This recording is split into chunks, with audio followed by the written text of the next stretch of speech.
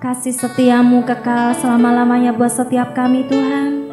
Dan saat siang hari ini Bapa, pagi hari ini Tuhan, kami mau dengarkan kebenaran firman-Mu.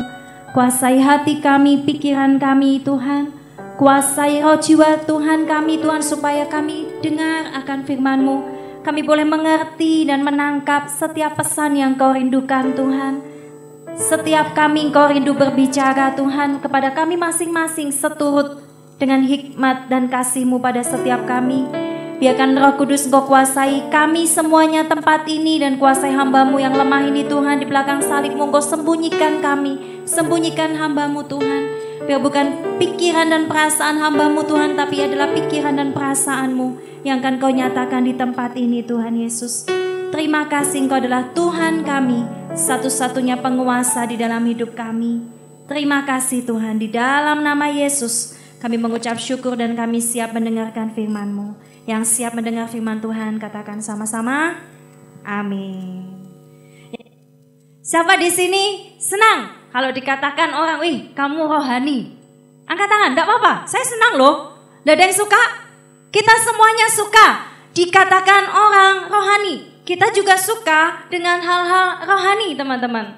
Tetapi belum tentu teman-teman, ternyata orang yang suka hal-hal rohani itu disebut orang rohani. Atau orang yang merasa diri saya adalah orang yang rohani. Ternyata di mata Tuhan belum tentu Anda dinilai rohani. Penilaian kita terhadap diri kita, bahkan terhadap orang lain, itu seringkali beda banget dengan penilaian Tuhan. Yang setuju katakan amin. Nah, hari ini teman-teman kita buka firman Tuhan di dalam 1 Korintus 2 ayat 14. 1 Korintus 2 ayat 14. Kedatangan Tuhan tidak lama lagi, demikian juga penghakiman Tuhan tidak akan lama lagi. Tuhan akan menghakimi semua orang, membalaskan semua orang menurut perbuatannya. Dan Tuhan akan memberikan upah kepada orang-orang yang percaya kepadanya. Penghakiman Tuhan sudah sangat dekat teman-teman yang dikasihi Tuhan. Sehingga kita mungkin bisa melihat bahwa di akhir zaman ini, penghakiman orang itu juga semakin dahsyat.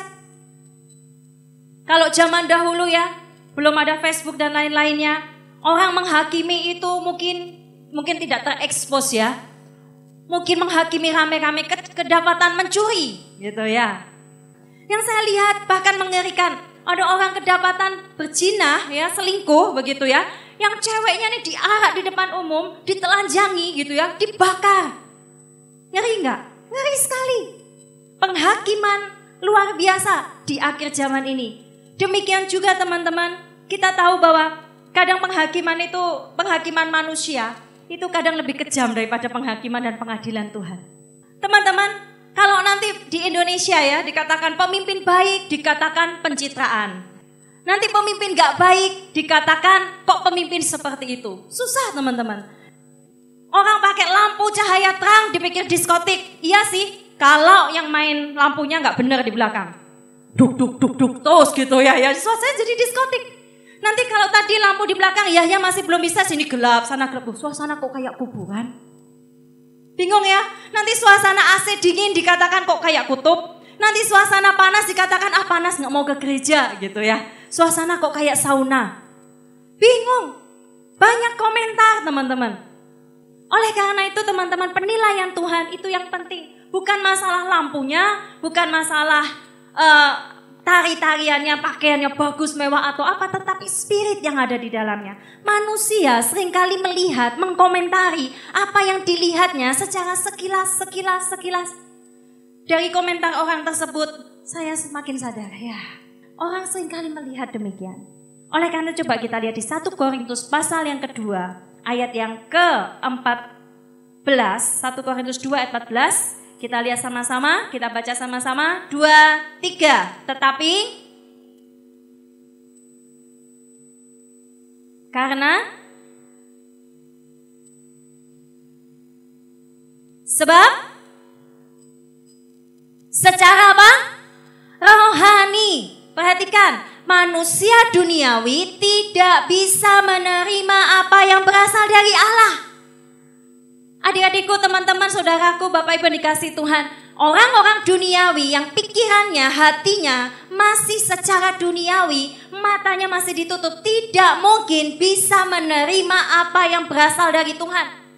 Bagaimana kita bisa menerima panggilan Tuhan, sesuatu yang rohani yang nilainya sebenarnya jauh lebih besar, jauh lebih kekal daripada apa yang kita lihat sekarang. Kita bisa menginginkan malah yang dunia. Sebetulnya Tuhan itu membawa kita ke dalam jalan yang rohani tentu saja. Tetapi seringkali kedagingan kita, nafsu kita, ya, kedagingan kita itu membuat kita sebenarnya kita dibawa Tuhan, dipaksa Tuhan. Ayo kita masuk dalam rencana-rencana Tuhan yang rohani. Hal-hal yang rohani yang Tuhan sediakan, yang kekal, investasi yang kekal. Tetapi manusia malah seringkali ketika dibawa Tuhan ke arah yang sana, manusia melihat ke arah yang berbeda dan melihat bahwa itu lebih indah. Dan bahkan kita yang mengaku diri kita, saya ingin dan mau menjadi manusia-manusia rohani. Kita mencemburui hal-hal yang tidak rohani. Contohnya apa sih? Hal yang gampang. Tuhan panggil Anda masuk dalam sebuah ladang pelayanan. Indah kan? Masuk dalam pelayanan komunitas. Tapi bisa enggak Anda tiba-tiba cemburu sama orang yang tidak berkomunitas, ya, tidak pelayanan, nikah cepat gitu ya, punya anak banyak gitu ya, rumah mewah. Anda bisa seolah-olah mungkin hati Anda, kok enak ya? Kok enak ya? Pernah? Dulu awal-awal saya dipanggil Tuhan menjadi hamba Tuhan 2005, saya bingung sekali menentukan jalan hidup saya. Saya mau melayani tapi saya bingung harus kemana. Saya tahu harus saya merindu jadi full timer di gereja yang sedang kami rintis waktu itu, masih awal sekali pendirian. Tapi saya bingung harus melakukan apa, saya tidak ada yang membimbing. Saya bingung Tuhan jadi full time itu seperti apa. Saya bingung bagaimana nafkah saya dan lain sebagainya.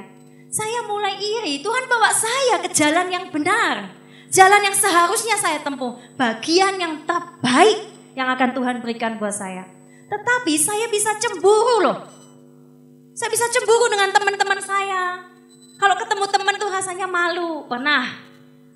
Seringkali kita mencemburi, menilai bahwa ternyata rencana Tuhan yang Tuhan berikan kepada kita itu tidak lebih baik daripada orang-orang lain, orang-orang dunia yang mereka tidak kenal Tuhan atau mereka tidak radikal di dalam Tuhan. Biasa-biasa saja kita malah mencemburui mereka. Itu hal yang aneh bagi Tuhan. Dan kita harus sepakat bahwa itu juga harus menjadi hal yang aneh bagi kita semuanya. Amin. Mencemburui orang lain. Teman-teman, ini peperangan kita ya. Peperangan kita. Nah, manusia duniawi tidak bisa terima. Tetapi manusia rohani dapat menilai bahwa sesungguhnya panggilan dia, rencana Tuhan buat dia, jalan-jalan yang Tuhan siapkan buat dia, itu jauh lebih indah, jauh lebih kekal, nilainya jauh lebih berharga.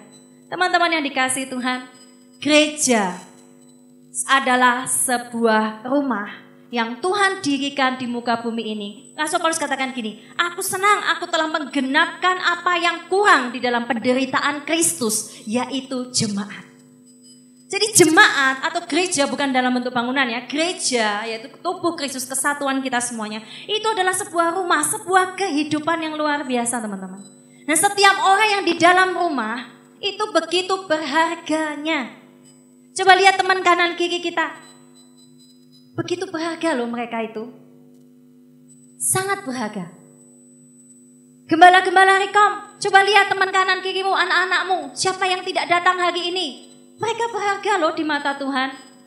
Teman-teman, coba lihat teman yang sudah lama sekali gak pernah datang lagi. Mungkin sudah dibawa oleh wewe gombel gitu ya. Dibawa oleh penyihir, dibawa oleh jalan-jalan dunia, mulai aneh-aneh.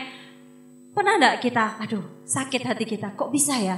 Kenapa Rekom kita tidak bisa memenangkan dia? Kenapa Rekom kita tidak bisa ajak dia, mempertahankan dia? Pernah tidak Anda berpikir? Teman-teman, jiwa-jiwa itu begitu berharga. Semua orang di tempat ini sangat berharga. Baik orang yang lama, yang sudah merintis bersama-sama kami ya, 11 tahun, bahkan lebih dari itu. Maupun anak yang baru 1 tahun, belum 1 tahun di tempat ini. Semua sama-sama berharga. Yang setuju katakan amin. Dalam sebuah rumah semuanya berharga. Nah, hari ini saya akan bahas teman-teman, bahwa di dalam kehidupan berjemaat, untuk memenuhi tujuan Tuhan di muka bumi ini, saya akan sampaikan 2 hal saja, tapi saya akan jelaskan itu. Ayo kita buka sama-sama di 1 Korintus pasal yang ke-6, tinggal dibalik saja. 1 Korintus, di dalam kitab Korintus ini Rasul Paulus banyak menjelaskan ya, bagaimana kehidupan berjemaat, bagaimana gereja, bagaimana yang lain-lain ya. Coba kita lihat 1 Korintus pasal 6 ayat yang ke-1 sampai ayat yang selanjutnya. Coba kita baca. Saya minta laki-laki dulu baca, kemudian pria dulu, lalu perempuan ya. Baca 1, 2, 3.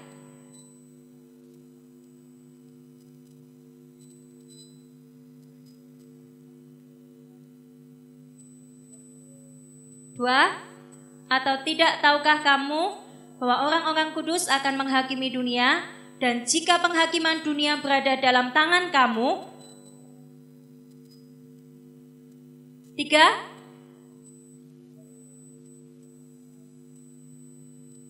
1 Korintus 6 dikatakan begini teman-teman ya, saya ringkas saja. Rasul Paulus merasa keberatan kalau di dalam sebuah jemaat kita di dalam sebuah keluarga, siapa sih yang tidak pernah ada masalah? Angkat tangan.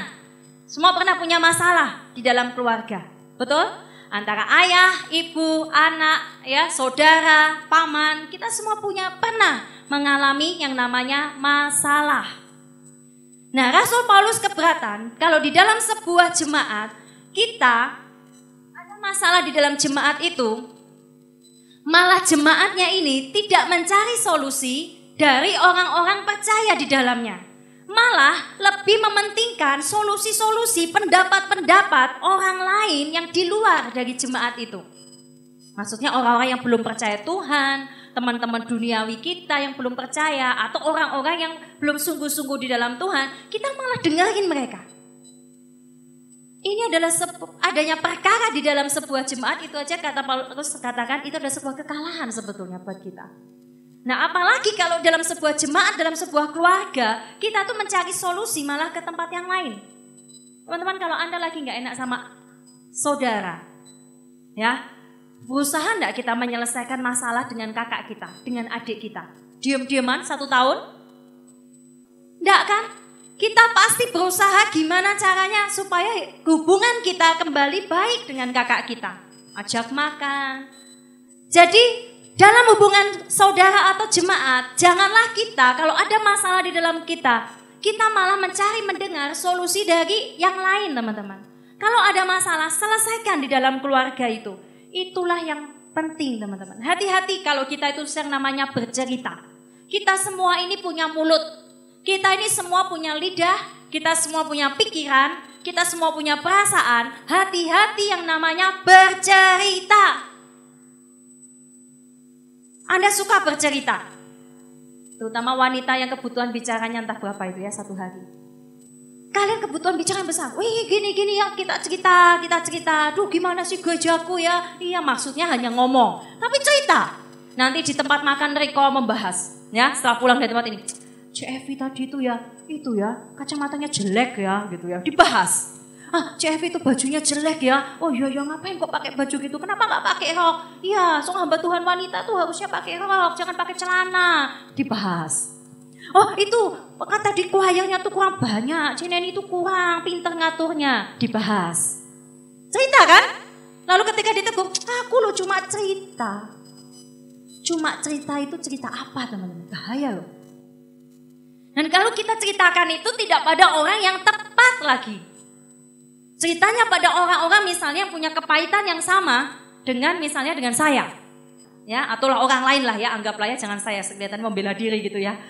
Dan orang itu akhirnya hancur image-nya. Itu akibat cuma cerita. Dan ada masalah di dalam Riko, masalah dalam jemaat, masalah dalam keluarga. Gereja itu keluarga loh teman-teman. Nah kalau kita suka mendengar atau bercerita tidak bijaksana, Anda sedang dipakai oleh iblis untuk menghancurkan rumah tangga gereja atau rumah Tuhan ya, atau jemaat Tuhan atau tubuh Kristus. Anda sedang dipakai iblis untuk melukai dan saling melukai. Teman-teman, hati-hati dengan yang namanya cuma cerita. Hati-hati juga untuk mencari pendapat.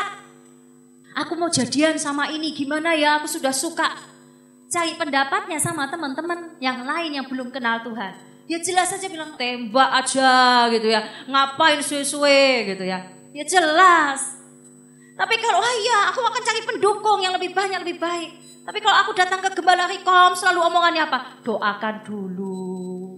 Sabar. 1 tahun lagi mau enggak? Aduh lama nanti setelah diambil orang nih, gimana ini?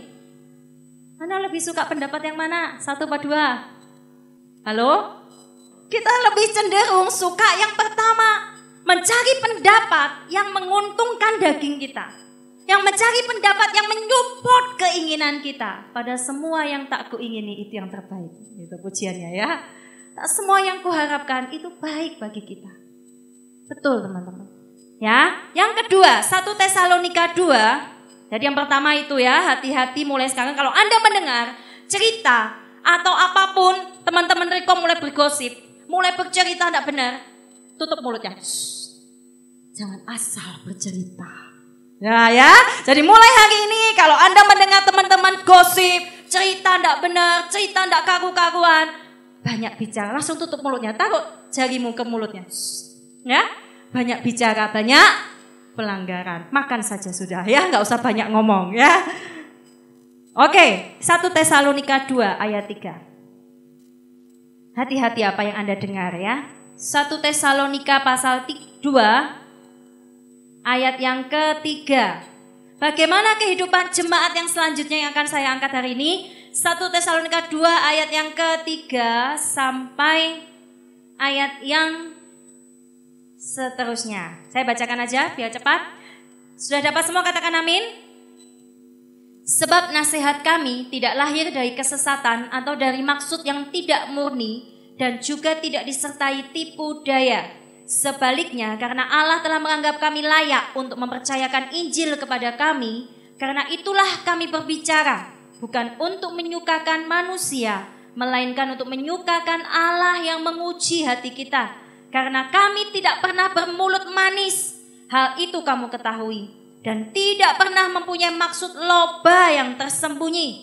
Allah adalah saksi. Juga tidak pernah kami mencari pujian dari manusia, baik dari kamu maupun dari orang-orang lain. Sekalipun kami dapat berbuat demikian sebagai rasul-rasul Kristus. 7. Tetapi kami berlaku ramah di antara kamu, sama seperti seorang ibu mengasuh dan merawati anaknya. Demikianlah kami dalam kasih sayang yang besar akan kamu. Bukan saja rela membagi Injil Allah kepada kamu, tetapi juga hidup kami sendiri dengan kamu. Karena kamu telah kami kasihi. So sweet. Ya, Rasul Paulus ini walaupun kelihatannya galak, seorang pembunuh, ketika dia bertobat, dia buat surat. Mungkin Anda kalau dapat surat seperti ini, Anda nangis ya. Kalau gembala Anda, Bapak Gembala Daniel memberikan surat seperti ini, pasti wah so sweet sekali ya. Rasul Paulus so sweet. Dia bilang, aku ini seperti ibu. Aku tuh tidak mencari keuntungan apapun di antara kamu. Aku tuh merawat kamu, mengasuh kamu.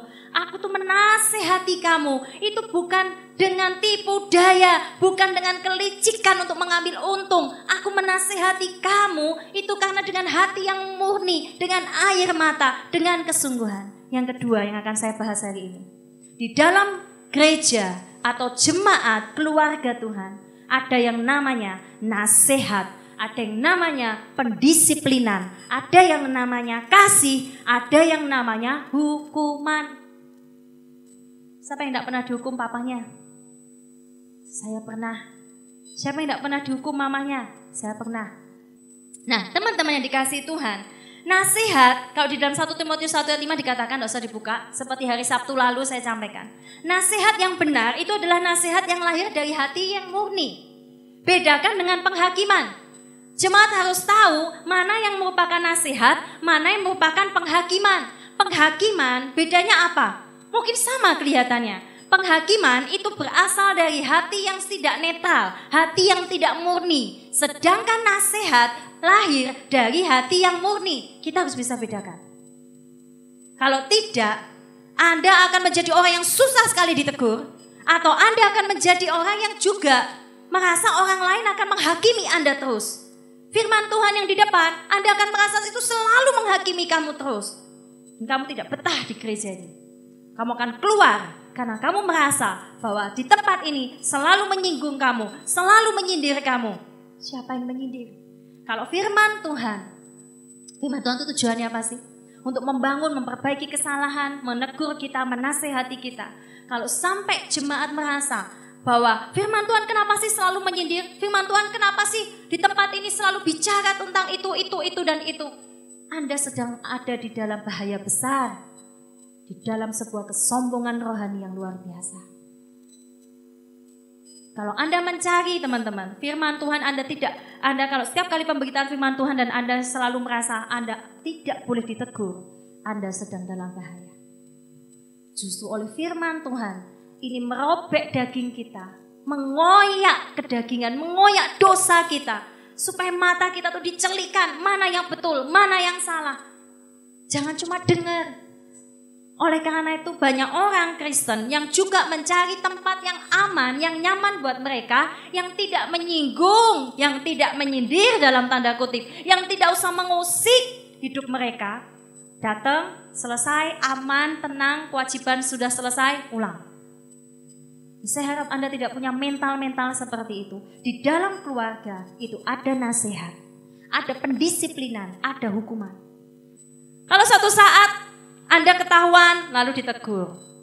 Halo Noni, pakaiannya lebih dipanjangin dikit dong, supaya sopan ya. Tapi kemudian Cece ini gak modis. Cece gak tahu sekarang keadaan zaman ya. Zamanku dan zaman Cece itu sudah jauh beda. Dalam hati tapi gak berani ngomong gitu sama saya ya kan. Dalam hati gundel. Gak enak di sini tuh udah isak modis, masa 20 cm di atas lutut gak boleh.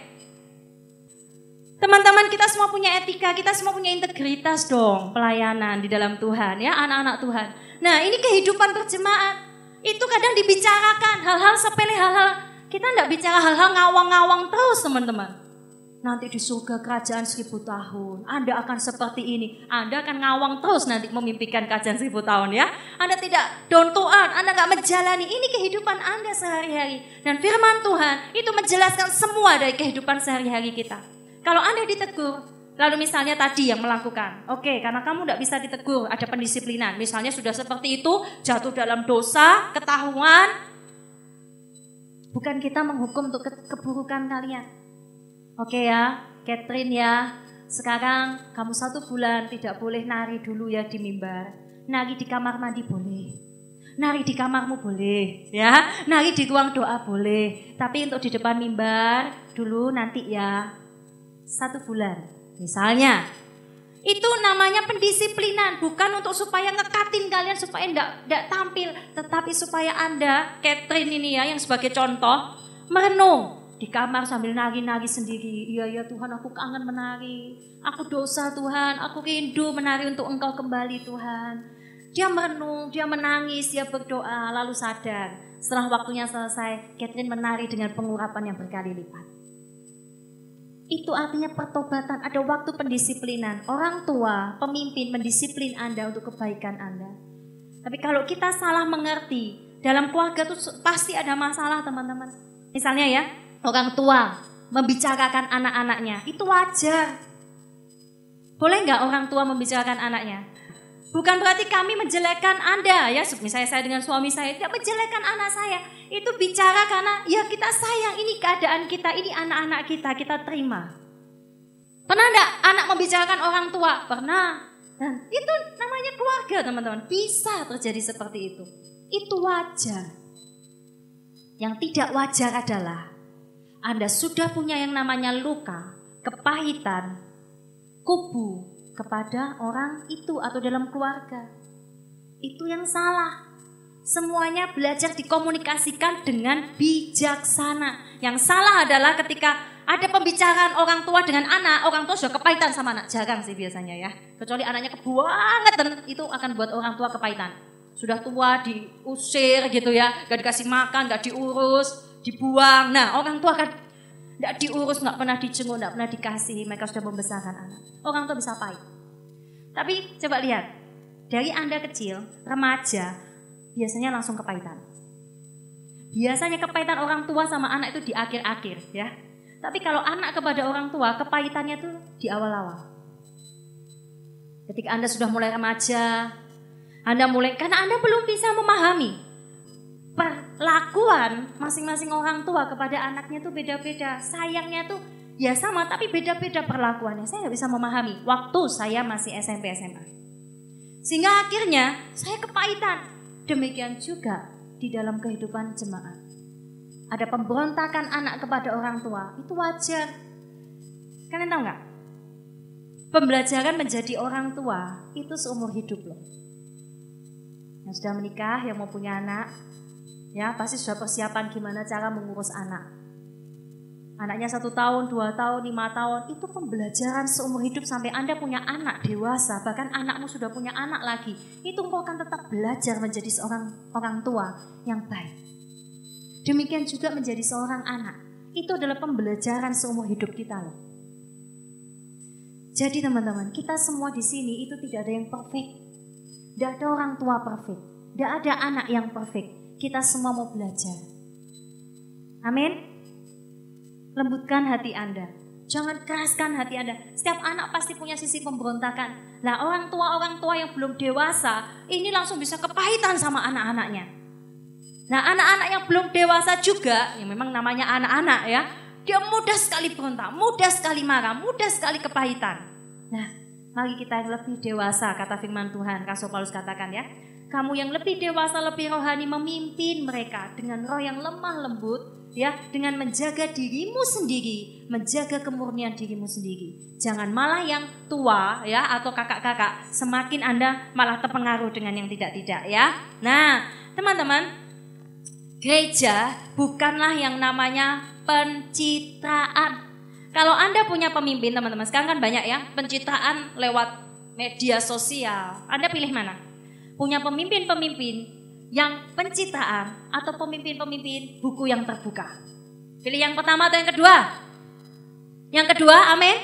Amin. Kalau pencitraan itu seperti ini. Contohnya Riyadi sebagai gembala Rekom. Pencitraan. Dia kalau Rekom naik mobil. Gak apa-apa sih, keren. Amin ya, punya habis gini punya mobil. Kemudian bejas.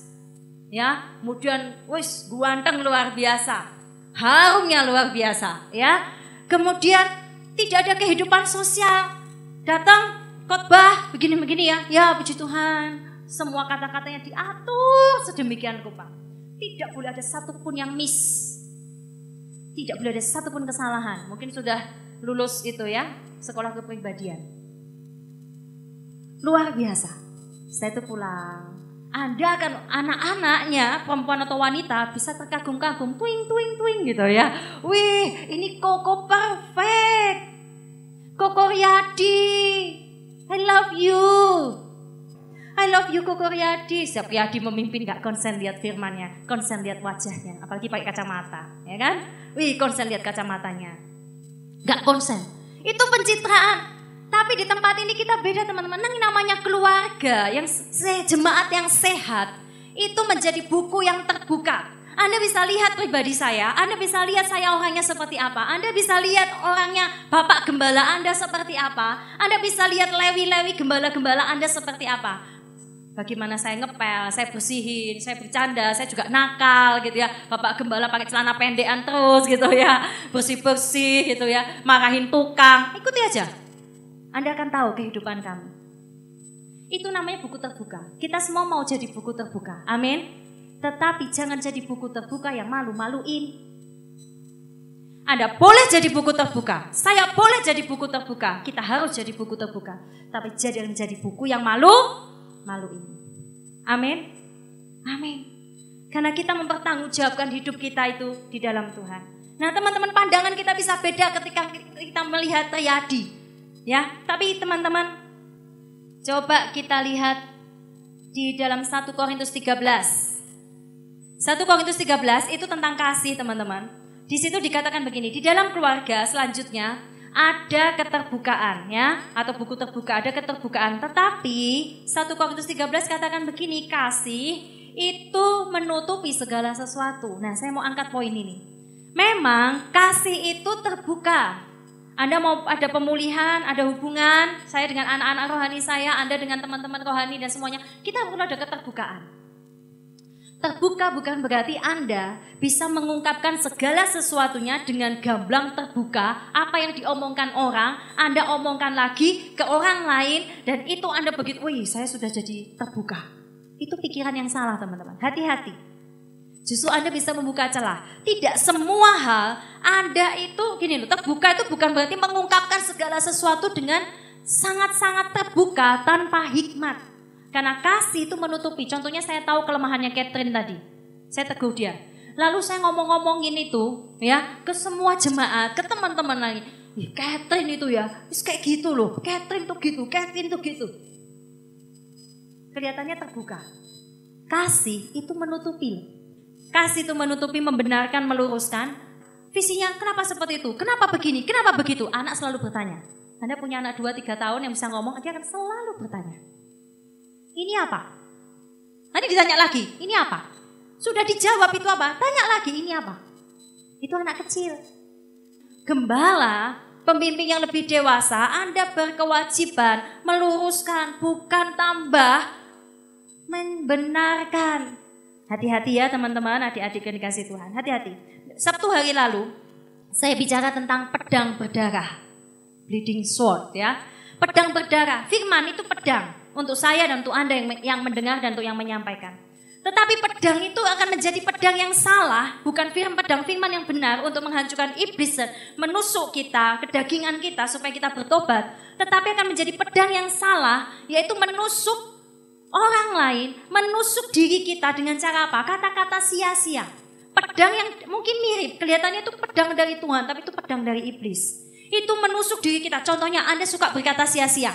Ya, aduh hidupku memang sorok. Aduh aku hidupku tuh enggak pernah bahagia. Aku punya seperti ini enggak senang hatiku. Aku begini, ngeluh. Kita mengasihani diri, kita enggak puas.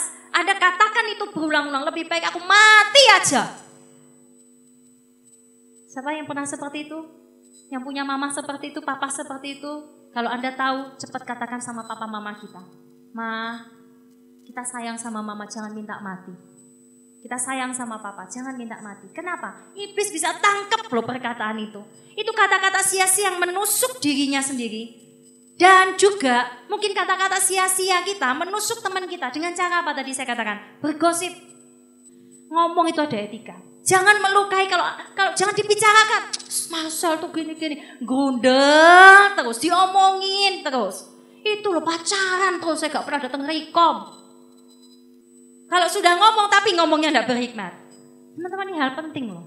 Di dalam peperangan rohani, celah perkataan itu penting. Kalian tahu pasukan Gideon berapa yang terpilih? 300. Mereka yang turun ke air ya, kemudian minum dengan tangannya, itu terpilih 300. Kalian tahu cara minum aja kenapa sih Tuhan permasalahin? Saya nggak akan singkatkan apa maksudnya cara minum. Oh mungkin bulu tutup seperti anjing ya, apa saya nggak tahu ya. Tetapi yang penting bukan itunya. Yang penting adalah Tuhan itu melihat, menilai itu sikap hati kita. Dan itu sangat beda sekali dengan pikiran kita. Cara penilaian Tuhan sangat-sangat beda. Nah oleh karena itu teman-teman, hati-hati ya. Gosip, menusuk, tidak berhikmat, kata-kata bocor mulut mungkin ya. Menggampangkan sesuatu. Tutup Alkitab teman-teman. Pemimpin tidak lepas dari kesalahan ya. Kita semua tidak lepas dari kesalahan. Oleh karena itu sebelum kita akhiri ibadah ini teman-teman, saya juga mau meminta maaf untuk semua jemaat Tuhan ya. Kalau misalnya para pemimpin, saya, gembala, itu ada salah-salah. Jangan suka mencari-cari kesalahan juga. Contohnya misalnya ya, gembala salah baca ayat, dirasani. Pemimpin, hamba Tuhan ya, hendak nyalami, disalahin ya. Pemimpin salah kostum, disalahin ya. Nah saya harap kita semua belajar satu sama lain, tidak mencari-cari kesalahan, tidak menyimpan kesalahan orang lain, belajar mengampuni, belajar melepas, belajar mendukung, belajar satu hati. Teman-teman yang dikasihi Tuhan, Sekali lagi saya minta maaf kalau mungkin ada pemimpin-pemimpin ya salah ngomong ataupun salah sikap. Nah, kita mohon sama-sama ya untuk dimaafkan. Kemarin Goshen ya, Goshen cerita. Yang Goshen mana? Yang ikut mobilnya Rian ya. Yang ikut mobilnya Rian, bannya bocor, meletus. Ya, setelah meletus, sebelum meletus itu setelah meletus nggak tahu kenapa mesinnya tiba-tiba mati. Ya, mesinnya mati, akhirnya Rian cerita sama Yosef cerita juga sama saya. Tiba-tiba mati mesinnya dan akhirnya merapat. Loh, kok mesinnya mati? Tahu-tahu ternyata bannya meletus. Nah, sedangkan kesaksian Elita mengatakan, "Wih, ban meletus tuh temanku atau apa ada ya, mati semua sak mobil." Wih, kok ngeri gitu ya. Karena ban meletus, oleng, ya kan? Tapi ini ajaib, Tuhan melindungi loh. Rekom, Tuhan lindungi kalian. Ban meletus, mesin mati. Gak ada hubungannya kan ban sama mesin ya. Tapi mesin dibuat malaikat mati supaya aman. Dan ternyata di situ mereka ganti ban, tidak peduli. Ternyata di situ ada orang gambar begini di jalannya, orang mati. Mereka berhenti itu ternyata ada kecelakaan di situ dan orang mati. Untung tidak gambarnya Rian yang begini ya. Puji Tuhan ya. Jangan sampai ya Rian dan kawan-kawan masih ada di mana Rian masih ada di tempat ini, puji Tuhan ya. Ini kesaksian juga ya. Tapi saya mau katakan begini. Roda dengan mesin dan semuanya itu akan berjalan, kegerakan itu akan berjalan kalau 4 rodanya mau jalan, kalau ada mesinnya mau jalan teman-teman. Kalau misalnya hanya 2 atau 3 mau bergerak, ayo kita bergerak, rodanya mau jalan. 1 roda meletus, nggak mau jalan, bisa jalan nggak mobilnya? Nggak bisa. Kegerakan itu butuh yang namanya bersama-sama teman-teman. Nah, saya mau tekankan sekali lagi pada seluruh jemaat yang dikasihi Tuhan. Kita semuanya punya misi, kita semuanya punya visi yang besar di tempat ini yang tidak bisakah kita melihat itu. Kalau kita bisa lihat itu, dengan menilai dengan mata rohani kita, saya percaya Anda akan bangkit untuk misi-misi Tuhan. Ada begitu banyak, ada 7 voice, di dalamnya ada begitu banyak, dan Tuhan 11 tahun ya kita sudah berdiri. Generasi perintis itu tidak hanya 11 tahun yang lalu loh. Generasi perintis Tuhan masih butuhkan sampai hari ini. Kalau Anda berpikir ini sudah selesai dan Anda hanya tinggal membangun, ayo ikut membangun, ikut merintis bersama-sama. Ya, tutup mata kita renungkan. Ada waktu untuk setiap kegerakan yang Tuhan izinkan teman-teman. Tuhan persiapkan para perintis, Tuhan siapkan para pemimpin-pemimpin voice. Tuhan pingin kita semuanya membangun bahteranya Tuhan dengan visi, dengan misi-misi yang Tuhan siapkan buat kita. Saya mau bertanya untuk yang terakhir kalinya pada seluruh jemaat. Tidak bisakah kita melihat teman-teman bahwa ada misi Tuhan yang begitu besar, ada visi Tuhan yang begitu besar yang sedang menanti kita, ada ladang-ladang Tuhan yang sedang menunggu untuk kita kerjakan. Saya percaya Bapak sangat menghargai perjuangan kalian semua. Bapak sangat menghargai perjuangan kita untuk berubah, untuk bertobat, untuk melayani Tuhan. Jangan pernah menyerah. Jangan pernah menyerah pada dirimu sendiri. Karena Tuhan mendisiplin engkau, mendidik engkau. Paulus seorang pembunuh. Petrus seorang nelayan yang tanpa tujuan hidup. Begitu banyak tokoh-tokoh di firman Tuhan, pahlawan-pahlawan Tuhan. Mereka bukan orang baik. Mereka mengikuti proses Tuhan. Dan mereka mau dipakai oleh Tuhan, dikosongkan oleh Tuhan. Teman-teman, Bapak sangat hargai perjuangan kalian. Mungkin manusia tidak bisa menghargai, manusia melabel kita, manusia suka membicarakan kita, menghakimi kita, menusuk kita. Manusia tidak bisa melihat bahwa setiap orang itu punya kesempatan untuk berubah. Seringkali bahkan mungkin saya dan Anda merasa teman-teman kita itu tidak bisa berubah. Teman-teman kita, anak-anak rohani kita seperti itu. Ketika saya dapat laporan tentang anak-anak rohani keadaan jemaat, bukan berarti kami membicarakan, kami mengasihi kalian. Kami berdoa, kami dapat kabar ini, kabar itu, bukan berarti kami senang dengan kelemahan-kelemahan kalian. Justru sebagai orang tua rohani, kabar-kabar itu diperlukan, kami rindu mendoakan kalian. Dan ketika kami dengar itu teman-teman, kadang sedih, Tuhan kenapa terjadi seperti ini, kenapa itu. Tapi disitulah kami belajar punya iman. Bahwa jemaat yang diberikan Tuhan kepada gerejanya adalah jemaat milik Tuhan. Di sanalah kami belajar punya iman bahwa jemaat ini sedang diproses, dibentuk oleh Tuhan menjadi pahlawan-pahlawannya. Mungkin belum kelihatan sekarang, tapi pengharapan di dalam Tuhan tidak akan pernah mengecewakan. Jangan pernah berhenti berharap. Kita percaya bahwa anak-anak rohani kita, bahkan diri kita bisa dipakai oleh Tuhan, kita bisa diangkat oleh Tuhan. Semua orang berhak dan bisa untuk berubah. Di dalam kitab Yohanes 17 dikatakan tentang Yesus yang berdoa. Sebelum Yesus mati di atas kayu salib, dia berdoa, Bapa, pelihara mereka. Pelihara mereka, jemaat, anak-anak rohaninya, murid-muridnya, semua yang percaya kepadanya, pelihara mereka. Jadikan mereka satu, seperti Engkau dan aku satu, supaya dunia ini melihat kemuliaan Tuhan. Itu doa Tuhan buat kita semuanya. Keinginan dari Tuhan kita. Mari kita mau sama-sama belajar menjawab doa dari Tuhan kita. Kita belajar punya yang namanya roh kesatuan. Jangan punya yang namanya roh pemecah. Jangan punya yang namanya roh gosip. Jangan punya yang namanya roh menusuk, suka membicarakan. Saya pun belajar teman-teman, saya pun banyak ditegur Tuhan. Bukan masalah membicarakan ya, tapi benar enggak hatimu? Benar enggak, murni enggak hatimu? Kalau tidak, stop, diam, berdoa. Karena Anda belum dapat menilai segala sesuatunya. Saya belum bisa menilai segala sesuatunya. Tapi kita mau belajar supaya kita bisa menilai secara rohani, menjadi manusia rohani yang didewasakan. Renungkan firman Tuhan ini sambil lagu ini dinyanyikan.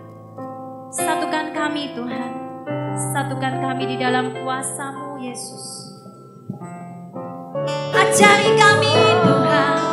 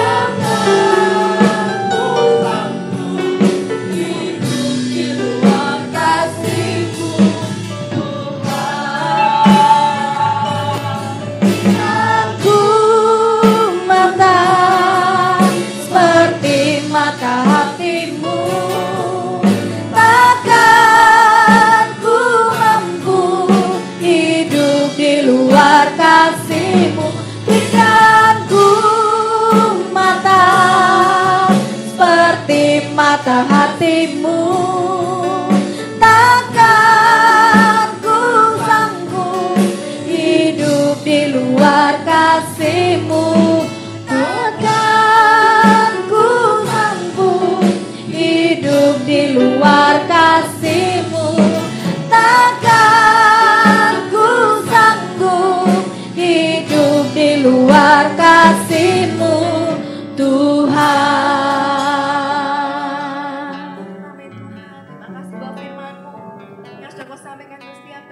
Sampaikan